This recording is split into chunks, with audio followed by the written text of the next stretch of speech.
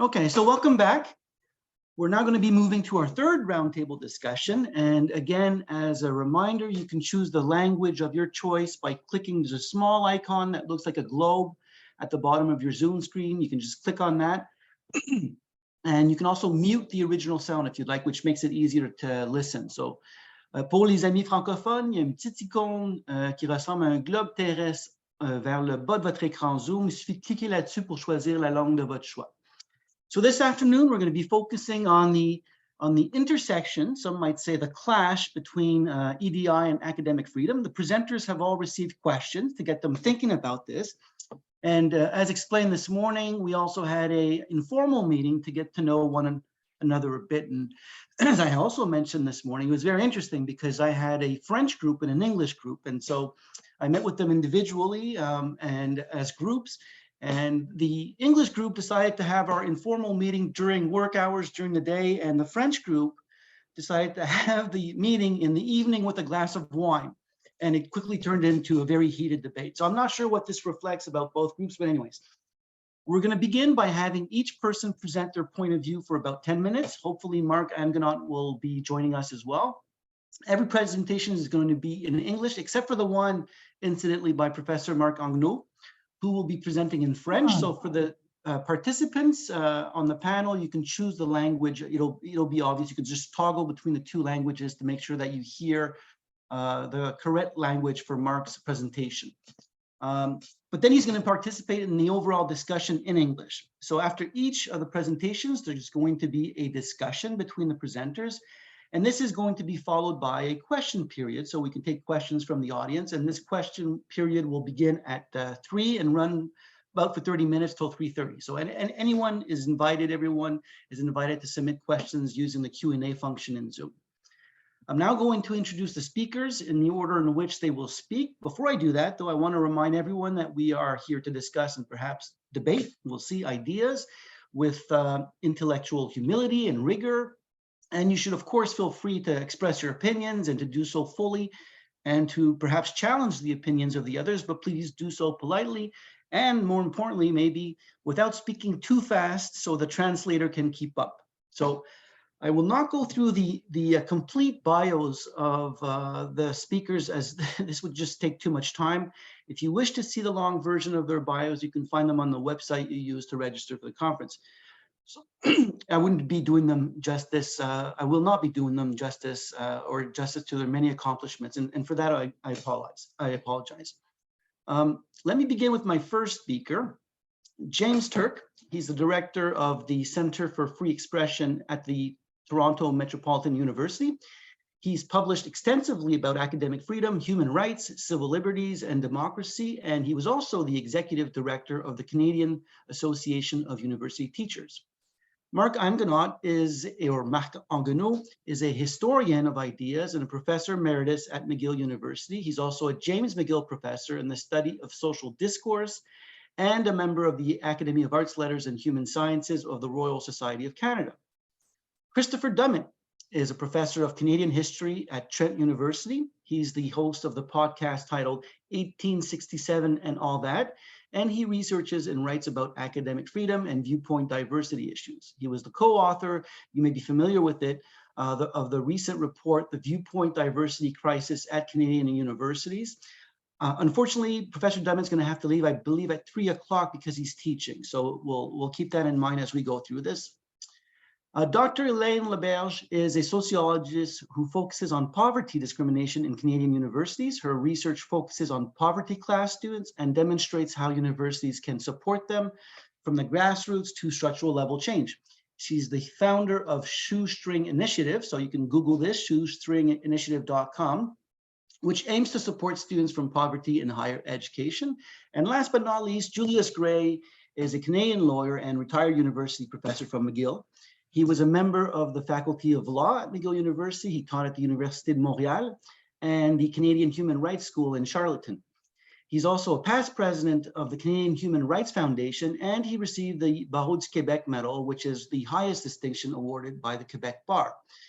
Now, before I let Jim present his point of view, I want to remind you all to be humble and curious and rigorous, and we're here to discuss, perhaps debate ideas, and also Don't forget, we have simultaneous translation, so do not speak too fast. Jim, you can turn on your mic and you can take it from here.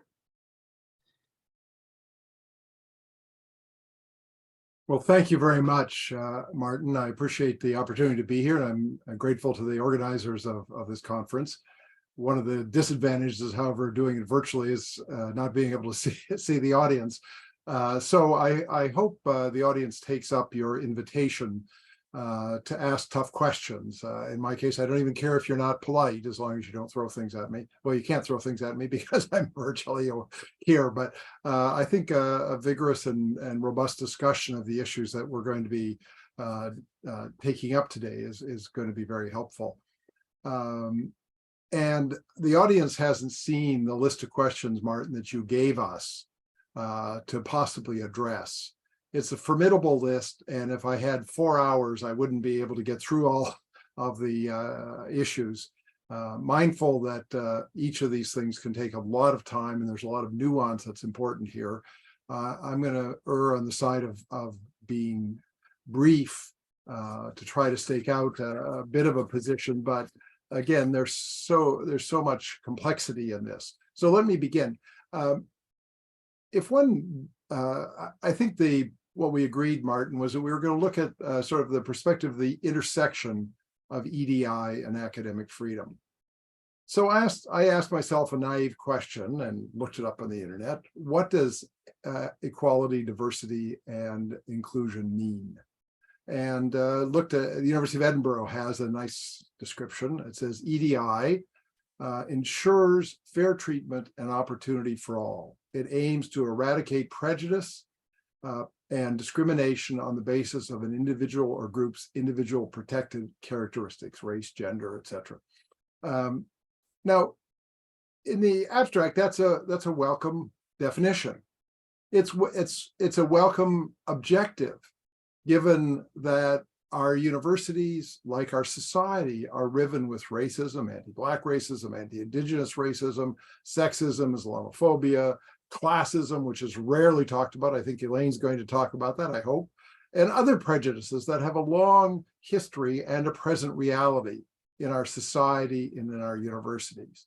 So the aspiration is articulated in that statement from the University of Edinburgh, I think is an admirable one that I support. Others in the panel, I hope, will discuss the many forms in which this aspiration has been translated into reality. And there's where the problems begin, because the translation of that aspiration into what is, in fact, EDI in many universities is a form that, if anything, actually undermines the academic foundations of the university. It gets translated into things like respectful workplace policies or codes of civil discourse, which, and this is a talk that I can give at some length, which raise very fundamental problems and have little place in the university. It doesn't mean we should be nasty to each other, but certainly we have a right to be critical, we have a right to be angry, we have a right to explore difficult issues that may be deeply offensive for some. And some versions of EDI, as they're operationalized, seem to exclude that. I'm going to focus in my few minutes on the academic freedom aspect of it. Basically what it is and what it isn't, and what its relationship is to EDI. Academic freedom is a badly misunderstood concept I learned in my 16 years at the Canadian Association of University Teachers, where it was taken to mean everything from, well, once I have tenure, I can do whatever the hell I want, there are no restrictions, that it means the same as freedom of expression. And it doesn't. Academic freedom in some ways is more robust than freedom of expression. In some ways, it's more limited.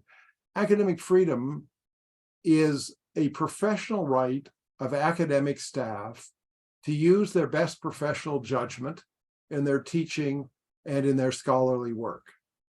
It also, the third aspect of academic freedom is something called intramural academic freedom, which grows out of collegial governance, which is to be the model for governance in universities. And that is the right to express your views on any aspect of the university in which you work. about the administration, about your colleagues, about the faculty association, or otherwise. It protects academics, it provides them a protection for the kind of expression that would in other workplaces be a basis of being dismissed. That is, under employment law in Canada, you have a duty of loyalty to the employer. Intramural academic freedom says that you don't actually, that you can, as a member of the collegium that governs the institution, have a right to be as frank and direct and vocal about the workplace in which you're engaged. The fourth aspect of academic freedom is what's called extramural academic freedom, and that is the right to exercise your rights as a citizen without sanction by your employer, i.e. the university. Now, academic freedom, thus understood, I think, is a welcome partner to EDI. And I just want to mention a few examples from my years at CAUT. One of the problems, we dealt with a number of Indigenous scholars who were having trouble getting promoted, getting tenure, because colleagues objected to their professed reliance on Indigenous knowledge and said, well, there's no such thing, or whatever. And it was academic freedom that gave us the ability to press back on that and to allow them to do their scholarly work in a tradition that they saw to be appropriate. Or the case of Kin Yip Chun. Kin Yip Chun is a very distinguished seismologist, was the first professor of physics at the University of Toronto, who was a Chinese Canadian. And he was in a contractual position. And over a period of more than a decade, every time a tenure track job came up in the department, where he was the leading candidate, it either got the decision was made not to proceed with the appointment or to find the person who had taken a leave to reverse their leave. In any case, he was systematically blocked from getting a proper position within the department and kept in a contractual position. He went to the Human Rights Commission, and it was really not until the University of Toronto Faculty Association and CAUT were able to press grievances and arbitrations around academic freedom and how his academic freedom was being violated, that the racism that was blocking his appointment could be dealt with. Or most recently, when Valentina Azarova was chosen to be the new head of the International Human Rights Program at the University of Toronto Law School, and a wealthy donor who had been an official of the CIJA, the major pro-Israeli lobby group in Canada, and was a sitting federal tax judge, called a senior university official and said, well, if you proceed with the appointment of Azarova, it's going to cause problems for the university. And this call came in a Friday before Labor Day long weekend. And on the Tuesday, the dean announced that her appointment had been canceled. Now, the university, the CAUT had to begin a censure process. And ultimately, the university had to back down from this position. But it was an exclusion because of her work in Palestine. And because because of a kind of Palestinian racism that exists in Canada. But it was academic freedom that made the university more inclusive of someone like her. She ultimately didn't take the position because she decided she didn't want to be at a university that would act that way in the first place. Or the case of Stephen Slida, who is a very prominent American person of a Jordanian and Palestinian background, who was teaching at Virginia Tech, had been offered a position in the Indigenous Studies program at the University of Illinois, Champaign-Urbana, was given the position, moved to Champaign-Urbana. At the start of the term, he was advised by the chancellor that his appointment was being canceled because of remarks he had made because of his engagement in disputes between Palestine and Israel and his comments on Twitter. Again, there was a major initiative by the American Association of University Professors stressing academic freedom, and they won a major settlement for him. Or attempts to block people from teaching critical race theory.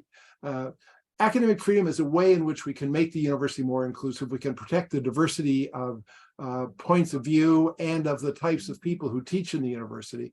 And I think it is a major tool for ensuring that marginalized groups get a proper place in the university and are able to exercise their scholarly work in a manner consistent with their own definitions of what's intellectually and pedagogically appropriate. So I'll just stop there. I think I've gone beyond my 10 minutes, Martin, and look forward to a robust discussion and debate over these issues. Thank you so much, Jim. I see that Mark is not here yet, but he sent me a text. So if that's okay, I'm gonna read the text. It's in French. You should normally hear it in English, except for the francophones in the group who chose French as the language. So I'm just gonna walk you through what he wrote. He starts with this. I'm sorry, I have to change the language. Hold on a second. So, équité, diversité, inclusion, question mark. Point d'interrogation. C'est une devise ou un slogan. À ces titres, ce n'est pas quelque chose dont on puisse débattre avec profit et qu'on puisse confronter à la notion civique et juridique de liberté académique qui, elle, a une longue histoire. Liberté, qui est une chose fragile, étant inséparable de l'histoire de sa répression religieuse et étatique à travers les siècles.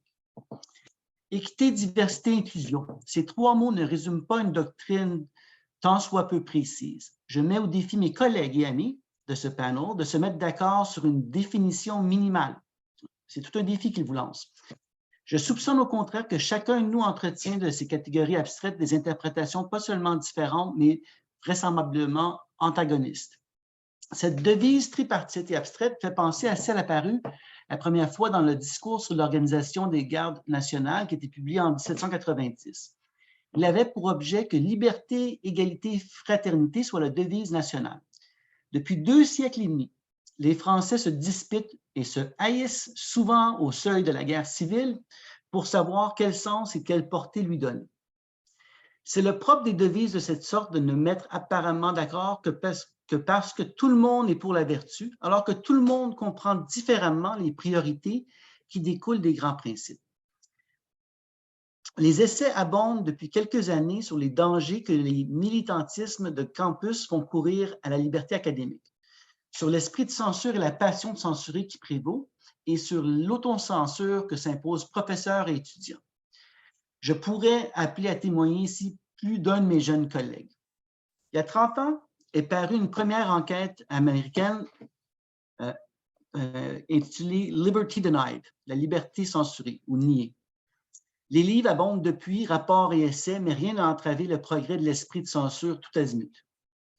Les exemples abondent dans les universités de notre pays et celles d'Europe. La francophonie européenne est mon domaine de recherche à titre d'historien des idées, où donc des manœuvres d'intimidation et de censure stérilisent la recherche en empêchant l'expression d'idées que les théologiens autrefois réprouvaient comme téméraires.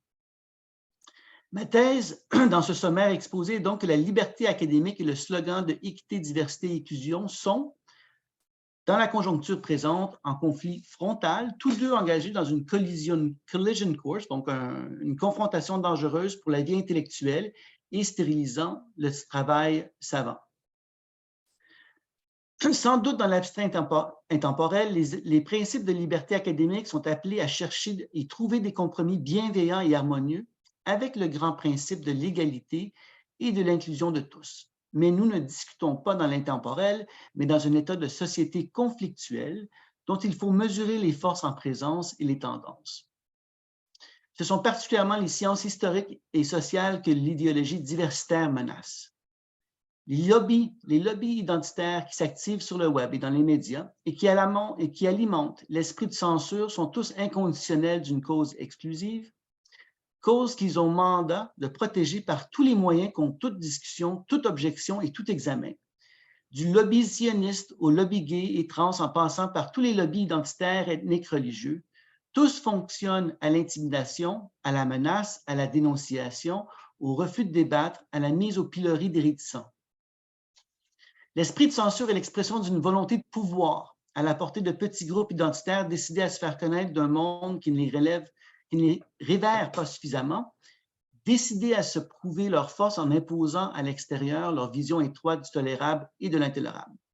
Au moindre mot de travers, la vigilance bien pensante se déchaîne, celle des lobbies identitaires professionnels qui ne vivent que de ces procédés. Cette vigilance paranoïde, et qu'il met en guillemets ici, en vient à faire paraître sympathiques, à contrario, les non-conformistes et réticents, quels qu'ils soient et quelle que soit leur motivation. La quête cacophonique de reconnaissance identitaire s'est conjoint au slogan d'équité, diversité, inclusion. Nouveau phénomène social total, elle suppose un besoin d'être non pas connu individuellement pour quelques mérites, mais reconnu dans une réclamation catégorielle, besoin croissant, exacerbé dans le monde actuel. Statut particulièrement réclamé par les dédaignés et les stigmatisés, les aveugles, les sourds, les malades mentaux, les noirs, les femmes, les nains, et ainsi de suite. Ajouter les ci-devant colonisés et les femmes séculaires victimes de la misogynie. L'axiome de cette exigence, relativement nouvelle, est que une société juste est celle qui accordera à tous la reconnaissance et l'estime. La gauche en mutation n'est plus centrée sur la figure de l'exploité classique de la classe ouvrière, des salariés, mais sur le communautarisme et la défense des identités minoritaires.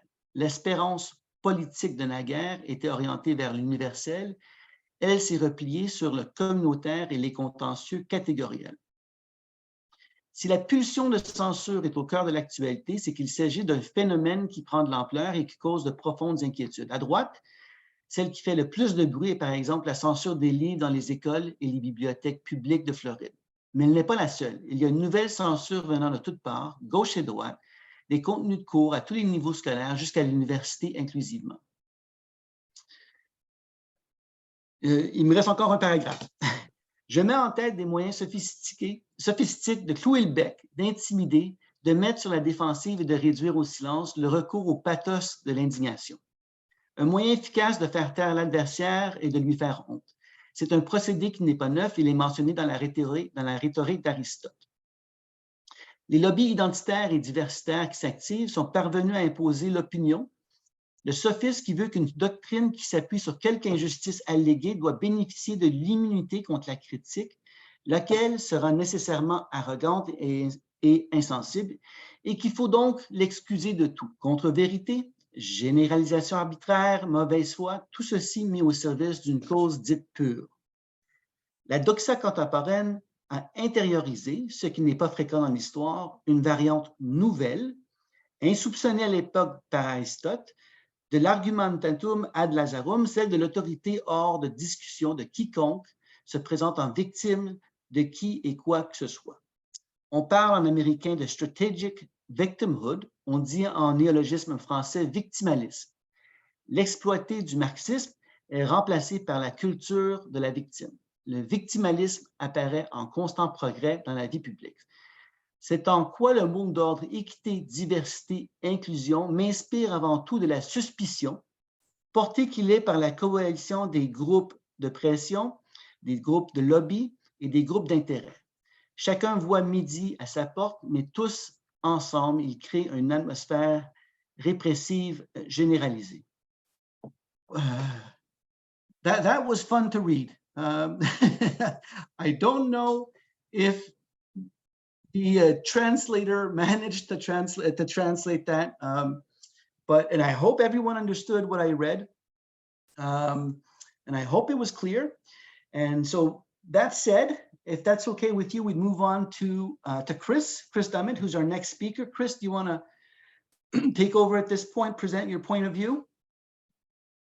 Thanks, Martin. I don't know if I can follow on from that. I kept switching back and forth between the French and English, and I couldn't tell which one I could understand less. Both of them were not very much. So maybe others found it less challenging than me.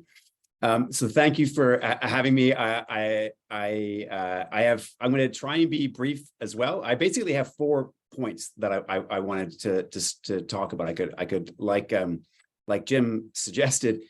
Based on the questions we had, I could go on for several hours, but I'll make 4 main points. And the first one I wanted to make was that although I'm going to go on in points 2, 3, and 4 are going to be somewhat critical of EDI, I wanted to begin with what I think is the things I like about EDI, and in particular, how I think a certain version of EDI can accentuate and can improve academic freedom. It's in fact an integral part of academic freedom. This is, I guess, something of what Jim was suggesting as well.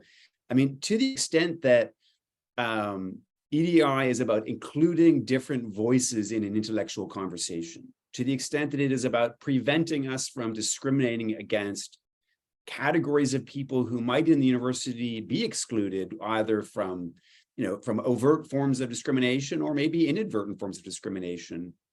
This seems to me to be a useful thing to have on our minds, to kind of keep our awareness on, in the sense that academic freedom in the university is served best by having the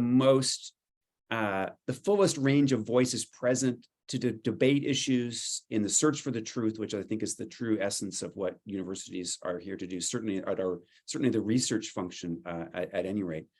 And a certain version of EDI is about ensuring that diverse voices are there, ensuring that each issue that we deal with, whether it's science or social science, whatever topic it is, gets the diverse perspectives. So I think that's possible. In practice, I think there are a whole host of problems. And I think so moving on to my second point, I think that the academic EDI conflicts with academic freedom in a lot of places. And one of the places it conflicts with academic freedom is that it is, at least in the way it is institutionalized, it is anti-intellectual. It assumes we know things that we might not know. It assumes we know things that ought to be opened up to questioning and scrutiny. Whether this is the most obvious point of all, which is that there can be statistical disparities in inclusiveness and who is included in the university and different departments, in terms of the student numbers, in terms of faculty numbers, how we hire, how many percentages of each categories are in the university based on the different population-wide statistics that are in general society. And in practice, these statistical disparities are almost invariably explained as the result of discrimination. And I think a truly intellectual appreciation for these statistical disparities, which is to see them as an entry point, as a question mark, as a thing that I think that maybe sometimes the most truest intellectual response to something is to say, that's interesting. Why is that? And to the extent that EDI doesn't do that, it presumes it knows that discrimination is behind these disparities.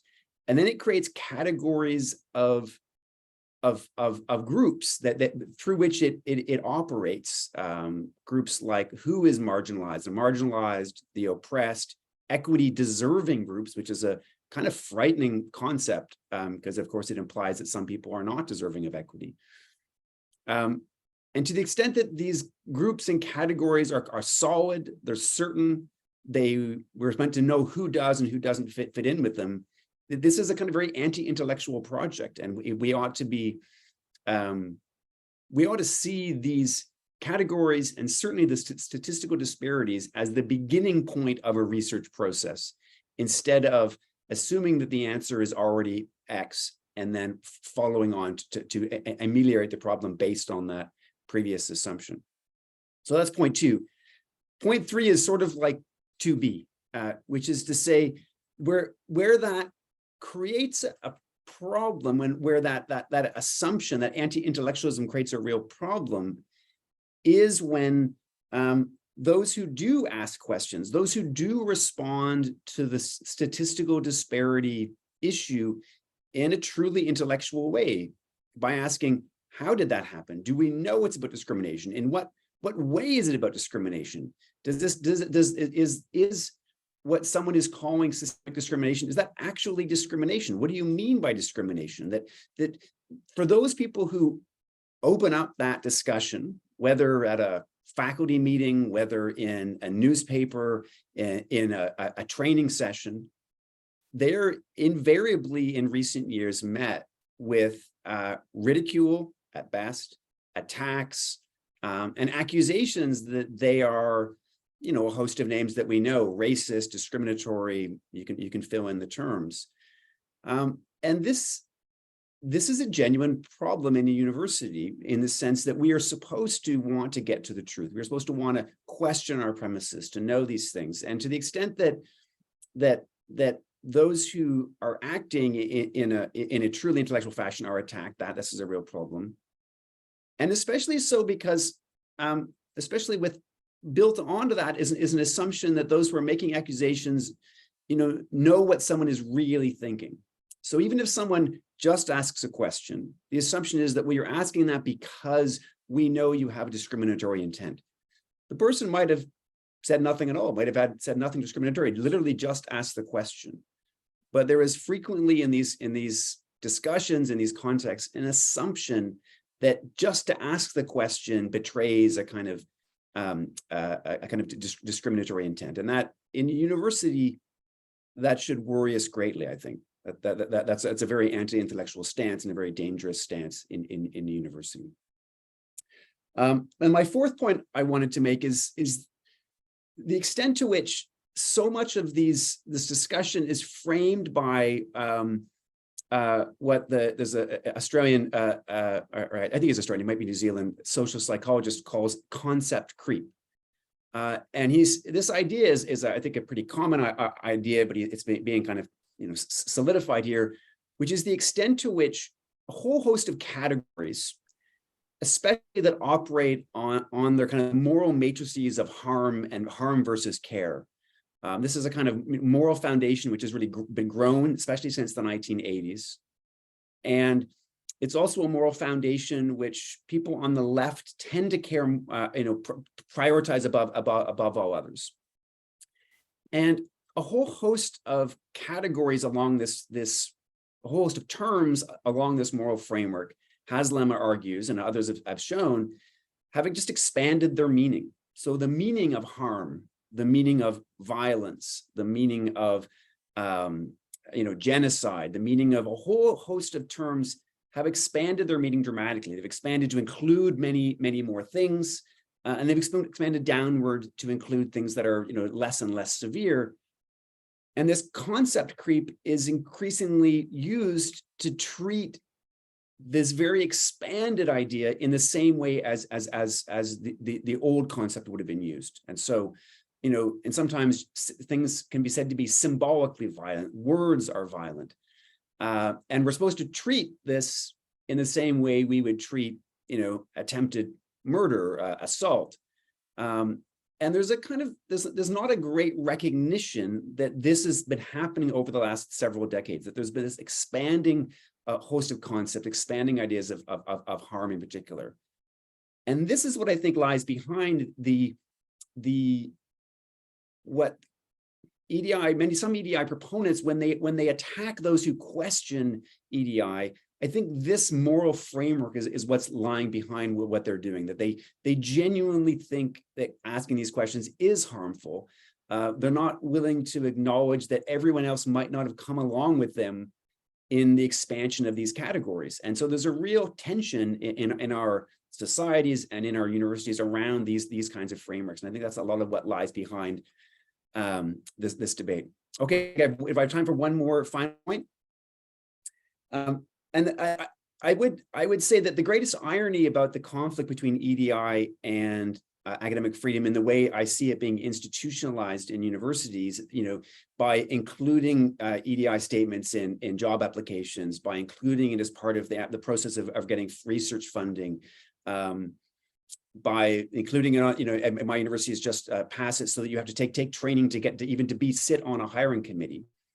The greatest irony is that it is becoming the thing which it pretends to want to eliminate, which is that it is becoming a form of political discrimination that is systematically being built into the university system that will eliminate certain patterns of thought, eliminate certain kinds of peoples and certain kinds of thinkers, all of which is going up under the guise of just being a kind of bureaucratic improvement on the way the institution functions. And for a thought process, a kind of a set of agenda which is supposed to be about eliminating systemic discrimination, it is of course deeply ironic that as I said, it's becoming the very thing which it aims ostensibly to eliminate. Okay, thank you. Thank you so much, Chris. Elaine, are you ready to jump in? Sure am. Greetings, everybody. Thank you, Mark, for the invitation. It's greatly appreciated. I'm a generational settler, and I'm currently reside on the Treaty 6 ancestral lands known as Edmonton, Alberta. I moved here just 2 weeks ago, or back here, I should say. Today, I want to share a story about a woman from generational poverty who somehow made it to university. They found an environment hostile to their very presence, lived experiences, culture, and knowledge systems, but they plugged along. Days morphed into weeks, then months, then into fragmented years. Although they'd been told throughout their childhood and adulthood that school was never meant for people like her, discovering sociology made her ask, where are my people in university? Where are people who look, talk, act, dress, eat, and understand the world like me? She faced poverty discrimination at every turn. For example, in college, a student made fun of her physical appearance. The student says, "Your hands look so old. Aren't you ashamed?" She hadn't been ashamed of her body until the physical markers of poverty made her other on the post-secondary education landscape. As an undergrad, an instructor sent an email threatening to have her expelled from university because she didn't act properly. As a master's student, students publicly proclaimed that she only got a scholarship because adjudicators felt sorry for her and coming from poverty.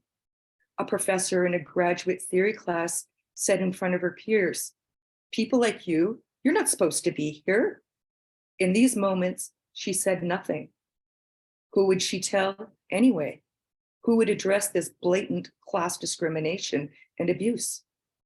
Their beliefs and threats left invisible scars that might have completely silenced her, but she took the hits because she believed her work mattered to people like her who were forced to live in the shadows and margins of the Canadian university landscape, for those who were denied access and full participation in our publicly funded universities, and for those who must come after her. She never stopped long enough to think about how her evidence-based messages might be received. She never stopped long enough to draw a deep breath to question the risks she undertook in questioning social class inequities in Canadian universities and in society, all being enacted in real time. It never occurred to her until much later on in her academic journey that her lived experience expertise, her female poverty class body, would be weaponized against her by those who hold power in academia and her peers, and in the workforce even. The first time she presented her research on social class, poverty class students, and Canadian universities at a university, the silence was heavy and dense. She feared a storm was brewing in the congested room. The silence hurt her ears. As she awkwardly stood at the front with the rest of the presenters, no one asked her any questions. She made a mad dash out of the room into the off-campus safety. Over the years, as she mobilized her research in real time, when she publicly spoke on Canadian campuses of life shaped by poverty in relation to higher education, in rare moments, someone would pull her aside and cautiously whisper, "Me too. I'm here, but I'm afraid to let anyone know. I could get fired. I could get kicked out."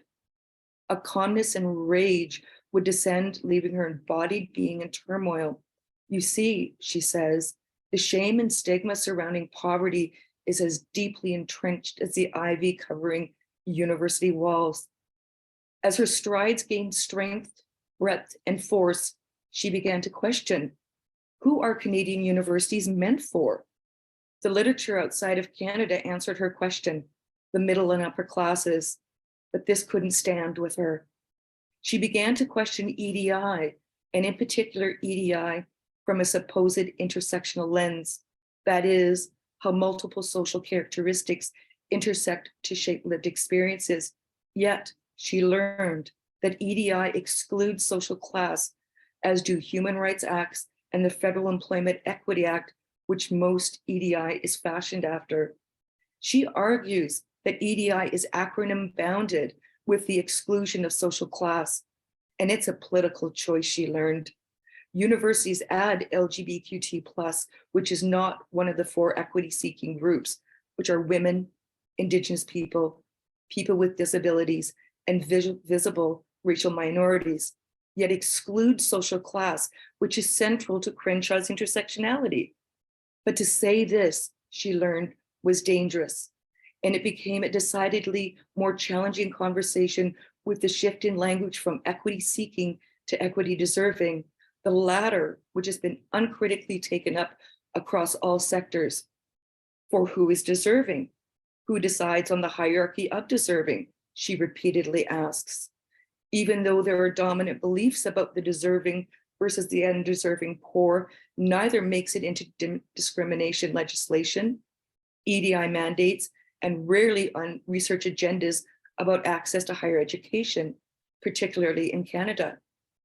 Even though she knew it would cost her on the academic landscape and in terms of potential employment, she publicly says, there is no hope for equity when social class diversity is not on the agenda. Thus, there's no point in talking about inclusion.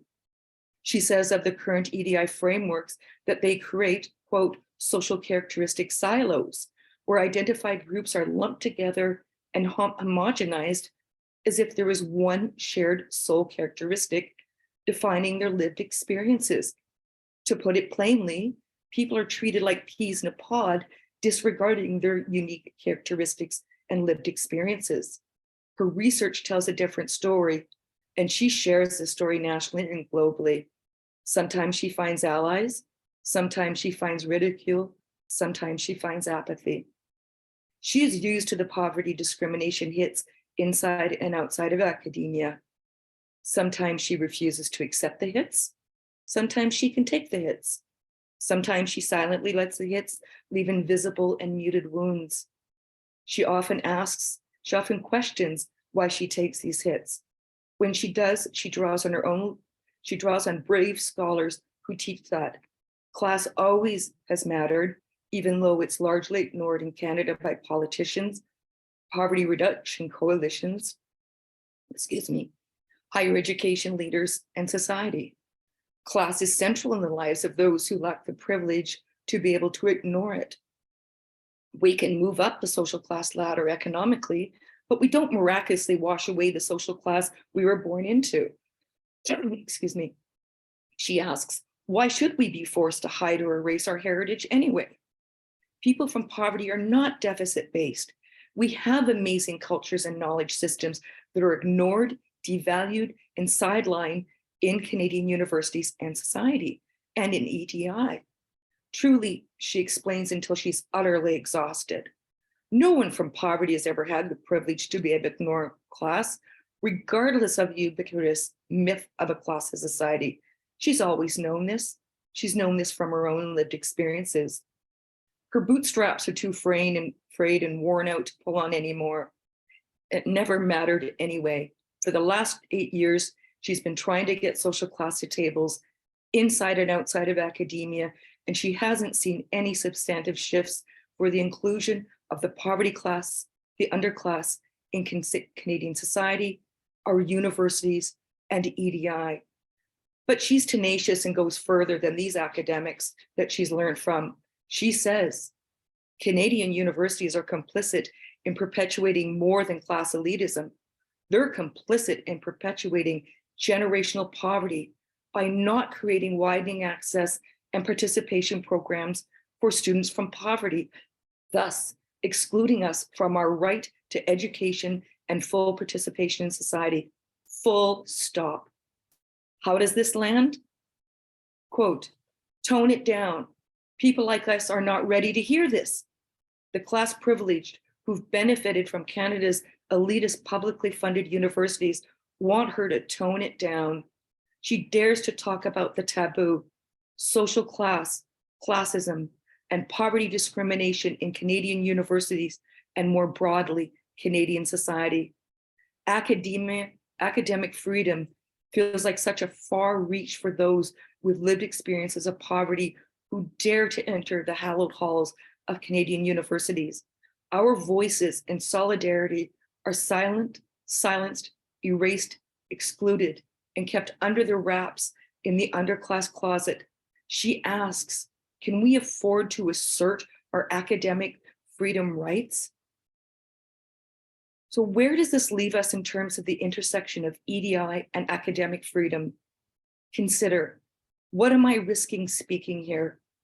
What did I risk writing about this in my master's and PhD and my 40+ talks and guest lectures? How might enacting my academic freedom rights impact my ability to gain secure employment? Today, I leave you with 2 questions. Is academic freedom as bounded as EDI when the voices with lived experience of poverty are marginalized and excluded? And second, can there be academic freedom for everyone when we ignore the taboo at the intersection of EDI and academic freedom, social class? Thank you. Thank you very much, Elaine, for that very, very heartfelt presentation. My advice to you is don't tone anything down. Thank you for that. We're going to move on to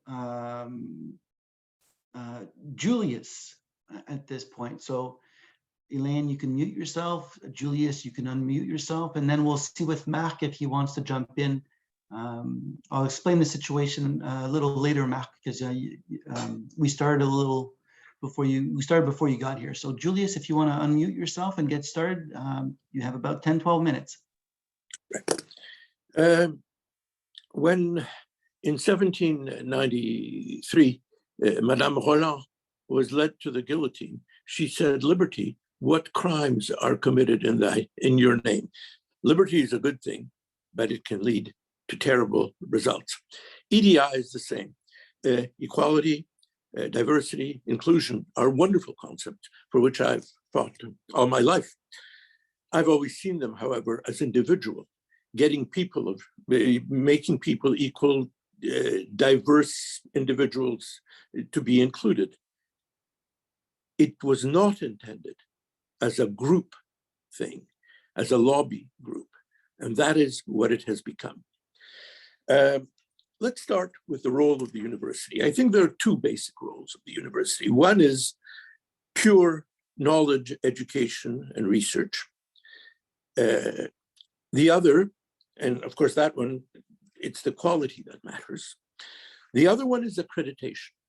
Jane Jacobs made that point, where the universities accredit lawyers, doctors, and so on. In each of them, however, there necessarily arose a certain amount of competition. Competition to be admitted, competition for the scarce jobs. And it is the neoliberal movement in the 80s that basically cut drastically the public funds for the university that led to this new group or identity competition. The whole world became that way. It's not only the university. A world based on humanism has become a world based on identity. But let's not think that the identity is idealism. The identity is competition. The result of the 1980s neoliberal cutting of resources for the university resulted in all sorts of groups, identity groups, screaming, me, me, me, each one of them asking for a bigger share based on victimization and all sorts of things. Of course, not all identities got it. We just heard that poverty did not. Certain ethnic groups are more powerful than others. Racial handicap groups got it and some other groups did not. But EDI is not a form of idealism as it exists today. It's a form of group competition for jobs and for accreditation. And it's being used in order to give advantages to some and disadvantages to others. The result has been disastrous for the university.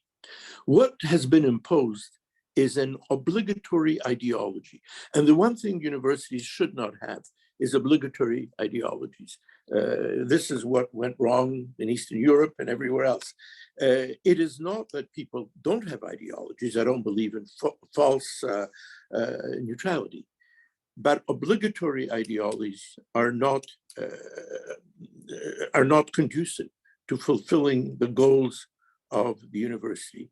What are those obligatory ideologies? Well, there's first of all the forced relativism. Nothing can be made better than anything else. All groups are the same, all cultures are the same, except of course Western culture, which can be attacked at will. But everything else suggesting that a particular tradition or literature, etc., is better than another or more interesting than another is not acceptable. Safe spaces and trigger warnings.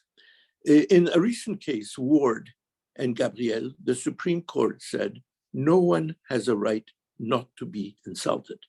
Unfortunately, right now, one of the ways in which the compulsory ideology is being enforced is precisely by saying, I'm hurt, I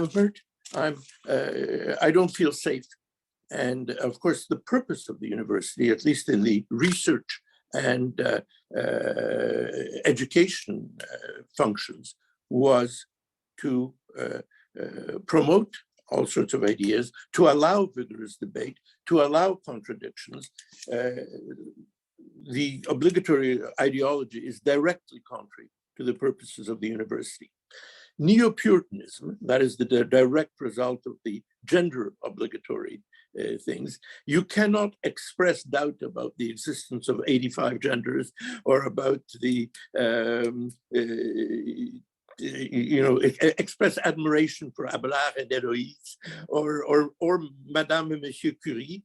It's all become an obligatory puritanical position on relations between the sexes. Obligatory autochtonism. Now, nobody can deny that the natives have been terribly treated and have had a very rough time, but that does not mean that a questioning of the notion of autonomy for any group is illegitimate. Of course, it's legitimate, but you cannot do it at the university today. The other thing that you have to consider is the religious side of the new ideology. You know, we've removed obligatory prayers from city halls and universities, but what you have now is obligatory professions of faith, obligatory statements of Aboriginal claims, obligatory forbidden words. In the Bible, you could not mention the name of God. Now there are all sorts of words you cannot use. All of these things are directly contrary to the purpose of the university, which was to be fearless, to say anything, and to allow inclusion of everybody, but on the basis of being an individual. Two more remarks are important. The first one is Quebec. Quebec is a little different and a little better. Why? Because not for good reasons. Quebec is nationalist, and therefore Quebec is less willing to abandon French Western culture, less willing to sacrifice the traditional Quebecers. As a result, while Quebec has other unpleasant characteristics in terms of imposition of language, limitation of other languages, Quebec is less woke than the rest of the country. It is a little better on that. And we academics living in Quebec have a slightly greater amount of freedom. And Quebec has passed a law about freedom of expression, academic expression, which is somewhat better. I again repeat, not because of idealism, not because it's altogether free of identity, far from it, but it is better on this one point. So the question is, what are we to do? And I think the answer surely is not to go back to privilege or to old restrictions, or certainly, God forbid, racism or anything like that, but rather to place humanism back in its place. EDI is excellent as a humanist, individualist project. We have to lessen the importance of identity. It is not true that there are no universal values. It is not true that Shakespeare speaks only to white males, or that Lady Murasaki speaks only to Asian females. We have to dilute identity, restore old notions of mixing, and ultimately create a university in which EDI is individual and not identity-oriented. Thank you. Thank you very much. Very, very inspiring. I'm happy to see that we have, to some extent, at least, some conflicting points of view here. Marc, I did a very poor job summarizing trying to read your text because it was beautifully written, but it was written beautifully for French. And so it's very hard, I'm thinking, for the translator to really capture it as I read it. It was almost poetic, to be fair, to be honest. Do you perhaps want to take, because I want this to be fair, I want everybody to have a voice. Do you want to take maybe just, a few minutes without going through the whole text, because I tried to read it, to just explain your point of view on the question that we're discussing today? Yes, first of all, I shall speak in French in 1 second. I must apologize. I had an encounter, a technical issue for connecting, and here I am. So do I make my 10-minute speech or not? Well, I would suggest that you would, if you could, maybe in 5 minutes, because I read your text. Okay. I read the entire text. I can even make a point in 3 minutes sharp. Well, 3 minutes is fine too. Just for everybody to remember, you might have to toggle between the language. Just pay attention. So, yep, I'll let you give your 3-4 minutes, whatever you like. Là, je passe au français et voilà. Donc, équité, diversité, inclusion, c'est une devise ou un slogan, un motto or a slogan.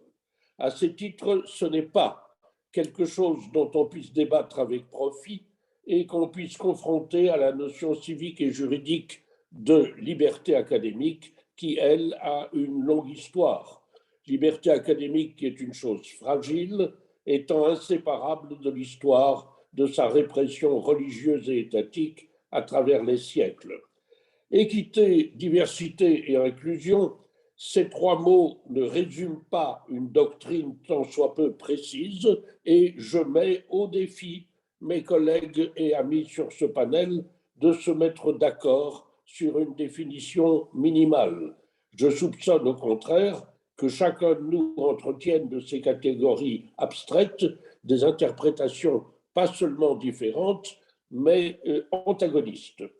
Cette devise tripartite et abstraite me fait penser, comme Julius vient de remarquer, on est à la Révolution française, à celle apparue la première fois dans un discours de Robespierre, imprimé en décembre 1790.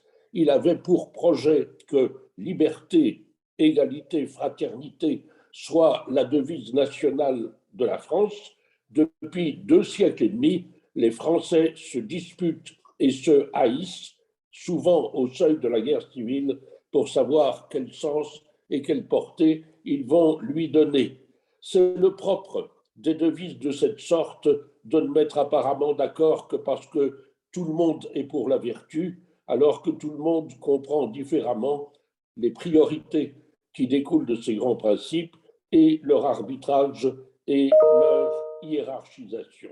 Voilà, je m'arrêterai ici. Mon idée, je l'ai exprimée en 2 minutes, c'est que les sciences humaines, comme le pense Julius, sont particulièrement en danger et que l'idéologie identitaire et diversitaire les menace.